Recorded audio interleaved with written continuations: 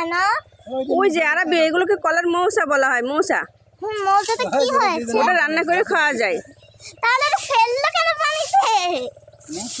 না, ওই যে ওই কলার কানটা কাটছে, এখন পড়ে গেছে, এখন উঠাবে। এখন আরবি হ্যাঁ, আসো একটু সবাইকে দেখাই।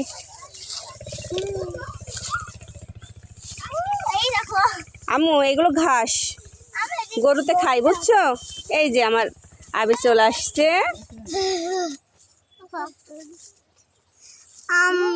ওকে আব্বু যাও। ছাতা, হ্যাঁ এটা একটু কাজে দিচ্ছে কিন্তু।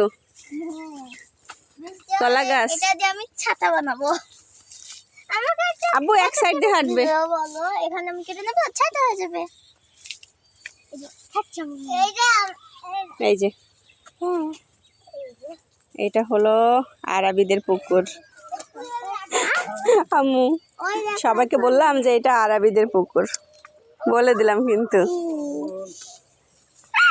কেন তুমি এইসব বলো? সরি, এটা আমার ছেলের এটা পুকুর। আমার কুকুর। হ্যাঁ, হ্যাঁ হ্যাঁ তোমার পুকুর, একদম রাইট। এই কুকুরের মালিক আমি। হ্যাঁ এই পুকুরের মালিক তুমি। হ্যাঁ। ওকে, ভালো কথাই বলেছো। আর তোমার পুকুরে আমরা ঘুরতে এসেছি, বুঝছো? আর তোমার বন্ধুদের দেখাবো আমাদের পুকুরটা একটু। হ্যাঁ, অনেক বড় তো। আমু বেশি একটা বড় না, ছোট সাইজের। এই যে বলি তত চাই।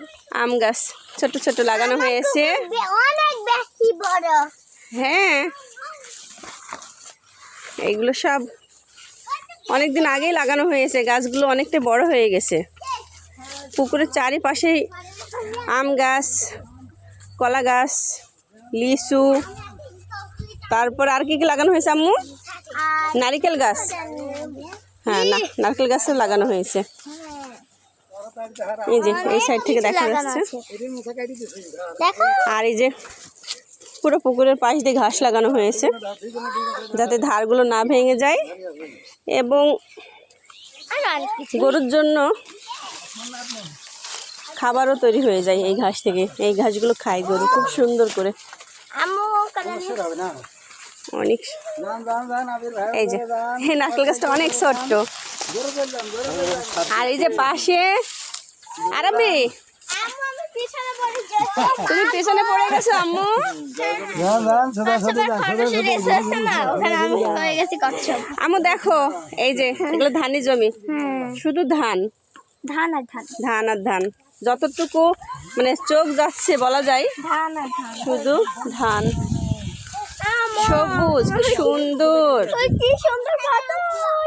এখানে ঘুমাবো। খাইসনি, মশা খাইতে হয় না। এই যে